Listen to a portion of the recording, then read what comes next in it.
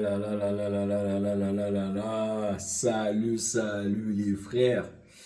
Ouais, on va tenter de débriefer rapidement les gars parce que c'est samedi, c'est le week-end, on a sorti la petite chemise et tout. La victoire du Barça 2-1 les gars contre l'Atlético de Madrid. Parce que les gars, faut se rappeler, hein, le discours c'était quoi?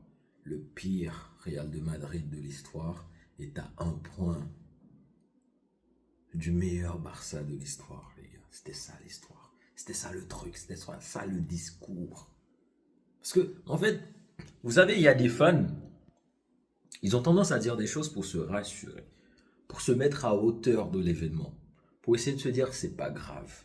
Parce qu'on sait tous que ce Barça-là, ni le Barça de l'année dernière, c'est pas le meilleur Barça de l'histoire, parce que on a quand même connu le Barça de Pep Guardiola.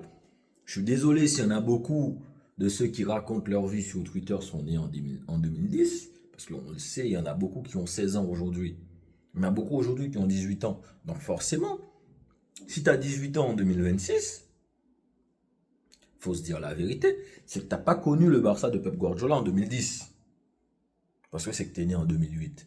C'est que tu n'as pas connu le Barça limite de Luis Enrique non plus. Parce que bon, en 2015, tu en avais 7, tu n'as pas connu grand-chose. Donc c'est normal que tu racontes des conneries pareilles. Et aujourd'hui que tu me dises c'est le pire Real de Madrid, parce que je vous rappelle, hein, le pire Real de Madrid, ils ont Vinicius, potentiel ballon d'or. Ils ont Mbappé, entre guillemets meilleur joueur du monde actuellement. Ils ont Bellingham, potentiel ballon d'or. J'en passe. Ils ont Valverde qu'aujourd'hui ils sont en train de nous vendre comme un potentiel ballon d'or. Le Barça c'est quoi? C'est un petit génie, Lamine Yamal, Pedri que eux tous ils nous disent que c'est un joueur lambda, etc. Et le reste. Et Rafinha qui est un joueur selon eux qui fait que faire des frappes et marquer des buts par-ci par-là, voilà. Et le reste, on en passe. Aujourd'hui, il y a 7 points, les gars. 7 points. À 8 journées de la fin. Il reste un Classico qui est en mai. Classico que j'espère pouvoir regarder. Et aujourd'hui, il y a 7 points. Il y a 7 points, il reste 8 matchs. Je vous dis, moi, je demande qu'une chose. Honnêtement, c'est que avant ça arrive à 10 points. Parce que à partir du moment où ça va arriver à 10 points, parce qu'à 10 points, il faut attendre 3 faux pas du Barça, même pas 3, il faut en attendre 4 limite, sur quoi? Sur 8 matchs, 7 matchs peut-être à la fin, ça va être presque gagné. Ça va être presque gagné. Pour venir sur le match d'aujourd'hui, les gars, il n'y a pas beaucoup de choses à dire. C'est un match qui était parti pour être un très très beau match, etc. Avec beaucoup d'attaques, beaucoup d'offensives, qui a été pourri par les fautes. Et encore une fois, je suis désolé de vous le dire, c'est pas parce que je suis supporter du Barça. Ça a commencé par les joueurs de Cholo Simeone. Dès le début du match. Je pense à la faute de Clément Langlais sur Pedri dans les premières minutes où on donne pas jaune parce que sous prétexte c'était le début du match. Je pense aux fautes sur Lamine, je pense au tacle. Oui, il y a eu la faute de Gérard Martin. Moi, la faute de Gérard Martin, pour moi, je le dis honnêtement, pour moi, l'arbitre aurait pu garder son carton rouge. Après, c'est une question d'interprétation. Certains vont me dire que il n'a pas voulu faire faute, il a joué la balle, etc. Parce que moi, même si j'aime pas non plus trop cette histoire de ouais, mais il a joué la balle, parce que tu peux avoir joué la balle et avoir découpé le mec derrière. Parce que si j'arrive, je vais te faire mal, il y a la balle, je joue la balle, je te découpe derrière. Donc vu que j'ai joué la balle, il n'y a pas faute. Oui. Parce que on sait qu'il a glissé, qu'il a machin. Après, moi, je pars du principe qu'il y a une règle. De ce que j'ai compris, la règle, c'est à partir du moment où tu marches sur la cheville du mec, il y a carton rouge.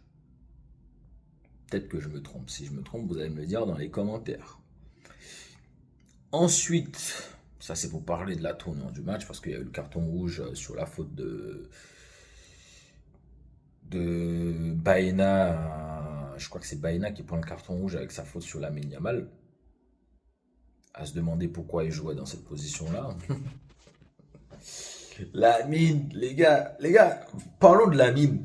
Parce que j'ai lu des choses où est Lamine dans les gros matchs. Les gars, vous êtes en train de parler d'un mec qui, la saison dernière, qui était sa deuxième saison en pro, j'ai envie de dire. Deuxième saison en pro où il est titulaire.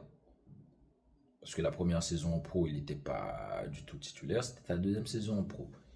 Qui fait des gros matchs contre l'Inter, des gros matchs contre le Bayern, des gros matchs contre le Real, des gros matchs contre l'Atlético. Vous me dites que c'est un mec qui joue pas dans les gros matchs. Ok, y a pas de souci.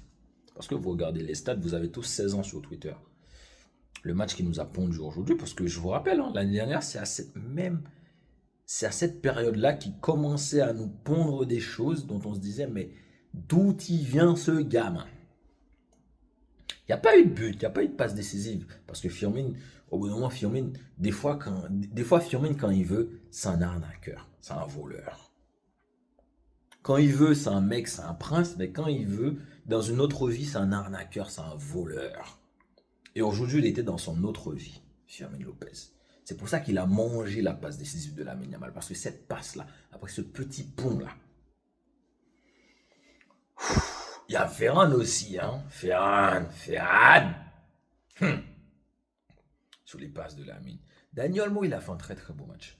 Passe décisive pour Rashford, son match dans la globalité, il y a eu beaucoup de déchets.